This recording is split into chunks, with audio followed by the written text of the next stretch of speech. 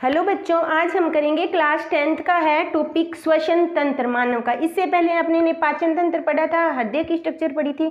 अब अपने पढ़ेंगे श्वसन तंत्र। ठीक है, श्वसन तंत्र का ये अपने को पूरा डायग्राम दिया है, मतलब सांस लेने की जो जितनी प्रोसेस होती है, सांस अपने को शरीर के लिए किसकी ज़रूरत होती है? ऑक्सीजन की। ठीक है, तो ऑक्सीजन की ज़रूरत होने के लिए ऑक्सीजन कहाँ से लेते हैं? वायुमंडल से लेंगे, और कार्बन डाइऑक्साइड अपनी क्या करेंगे? छोड़ेंगे। तो ये पूरी प्रोसेस होती है वो किससे होती है? श्वसन तंत्र की सहायता से। ठीक है, तो सबसे पहले ये जैसे अपने को ये डायग्राम दिया हुआ है, डायग्राम में सबसे पहले क्या दिया हुआ है? नासिका। जो अपनी सांस है वो कहाँ से गुजरता है? नासिका से। फिर उसके बाद आती है ग्रसनी, फिर कंठ, कंठ के बाद ये नलीनुमा स्ट्रक्चर होती है जिसे बोलते हैं श्वसनिका। ठीक है, अब ये नलीनुमा स्ट्रक्चर आगे जाके दो भागों में डिवाइड हो जाती है जिसे बोलते हैं श्वसनी। श्वसनी में दो भाग होंगे, दायां फेफड़ा और बाएं फेफड़ा। फेफड़ा जिसे अपने फुफ्फुस भी बोलते हैं आम भाषा में। ठीक है, तो ये फेफड़े होते हैं। फेफड़े में जो श्वसनी है ये भी आगे किसमें? कुप्पिकाओं में डिवाइड हो जाती है, जो गैसों का विनिमय करती है। कार्बन डाइऑक्साइड और ऑक्सीजन आपस में क्या करती है? विनिमय। किसका कार्य कौन करता है? कुप्पिकाएं करती है। ठीक है, और ये नीचे अपना होता है डायाफ्राम, जैसे अपनी सांस लेते हैं। ठीक है, तो डायाफ्राम अंदर की तरफ होता है, जब सांस छोड़ते हैं तो डायाफ्राम नीचे की तरफ होता है, मतलब सिकुड़ना और फैलना। ये कौन करता है? डायाफ्राम, जब अपनी सांस किसी चीज़ को लेते हैं। तो ये पूरा है अपने क्या है?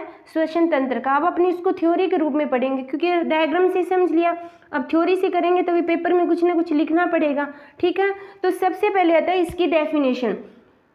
CO2 है ऑक्सीजन का विनिमय जो वायु पर्यावरण रक्त और कोशिकाओं के मध्य होता है, यानी पर्यावरण रक्त और कोशिकाओं के मध्य होता है। किसका? कार्बन डाइऑक्साइड और ऑक्सीजन का विनिमय। ठीक है, तथा कोशिका द्वारा उत्सर्जित CO2 फेफड़ों द्वारा छोड़ा जाता है, जिसे अपने क्या बोलते हैं? श्वसन। मतलब अपने सांस लेते हैं तो अपने इसको सांस के लिए किसकी आवश्यकता होती है? ऑक्सीजन की आवश्यकता होती है। ऑक्सीजन लेते हैं और अपनी कार्बन डाइऑक्साइड क्या करते हैं? छोड़ते हैं। और जो कार्बन डाइऑक्साइड छोड़ते हैं वो किसकी सहायता से छोड़ते हैं? फेफड़ों की सहायता से। ये जो पूरी प्रोसेस होती है वो श्वसन कहलाती है। अब कोई कहता है कि अपनी सांस किससे लेते हैं? नाक से लेते हैं, नासिका से नहीं। अपने जो सांस होते हैं वो हमेशा फेफड़ों से लगता है। नासिका एक उसका माध्यम है।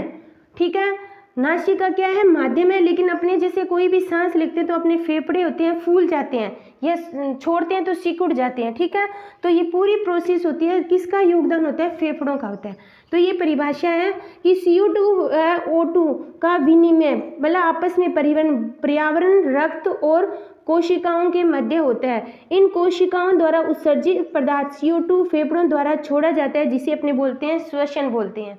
ठीक है, अब अपने इसके अलग अलग पार्ट्स पढ़ेंगे। क्या होता है श्वसन तंत्र? श्वसन तंत्र में सबसे पहले भाग होता है नासिका, यानी श्वसन तंत्र का सबसे प्रथम भाग कौन सा है?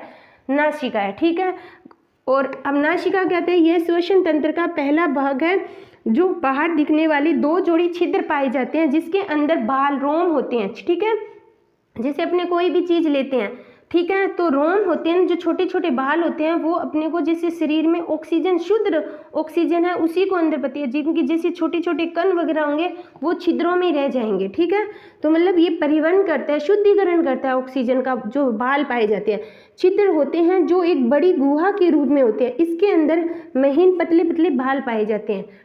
ये है अपना नासिका। उसके बाद आती है ग्रसनी और कंठ। अब देखो ग्रसनी और कंठ, ग्रसनी अपने ने उसमें पढ़ी थी किसमें? पाचन तंत्र में। यानी कंठ और ग्रसनी है वो किसका काम करती है? वायु और भोजन का साझा का काम करती है। मतलब अपने ऑक्सीजन लेते हैं और भोजन भी खाते हैं ना, तो दोनों ग्रसनी और कंठ दोनों का रोल होता है इसमें। यह बोलने का मुख्य कार्य होता है जो कंठ होते हैं। ठीक है, कंठ क्या का मुख्य क्या कार्य होता है? बोलने का। उसके बाद आती है श्वसनिका।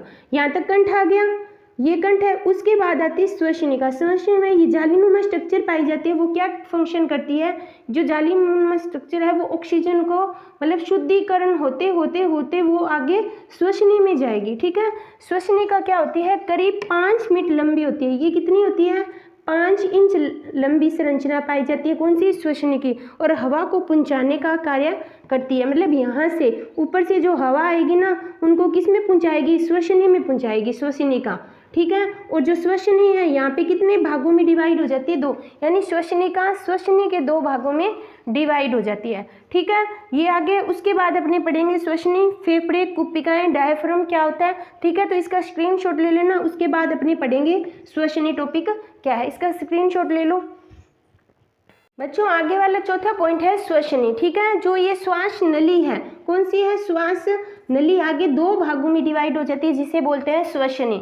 ठीक है, एक दाएं फेफड़े में जुड़ी होती है, एक बाएं फेफड़े में जुड़ी होती है। तो इसका क्या फंक्शन है? श्वास नली को बांट दिया जाता है, श्वसनी आगे कई भागों में डिवाइड हो जाती है। आगे जैसे कुपिकाएं हो गई, ठीक है, और कुपिकाएं होती हैं, ये कैसी होती है? गुब्बारेनुमा स्ट्रक्चर होती है। उसके बाद आती है कुपिकाएं। इसकी संख्या फेफड़े में लगभग कितनी होती है? 300 मिलियन। ये जो छोटी छोटी कुपिकाएं होती है, जिनकी आकृति किसके समान होती है? फूले हुए गुब्बारे के समान होती है, जो लगभग एक फेफड़े में कितनी होती है? लगभग 300 मिलियन कुपिकाएं पाई जाती है, जिसका मुख्य फंक्शन क्या होता है? गैसों का विनिमय करना। ठीक है, मतलब CO2 और O2 का एक्सचेंज होना, ठीक है, विनिमय होना। उसके बाद आते हैं फेफड़ा। मनुष्य में एक जोड़ी फेफड़े पाए जाते हैं और दायां फेफड़ा हमेशा छोटा होता है बाएं फेफड़े की कंपैरिजन, और बायां फेफड़ा हमेशा क्या होता है? बड़ा। दोनों में डिफरेंस क्यों होता है? क्योंकि यहाँ के बीच में कौन सी स्ट्रक्चर होती है? अपना हर्ष होता है, हृदय होता है। ठीक है, इसलिए दायां फेफड़ा छोटा होता है बायां फेफड़ा से। और हमेशा ध्यान रखना, मनुष्य का जो फेफड़ा होता है ना, वो भारी होता है, जबकि स्त्रियों के फेफड़े होते हैं वो हल्के होते हैं।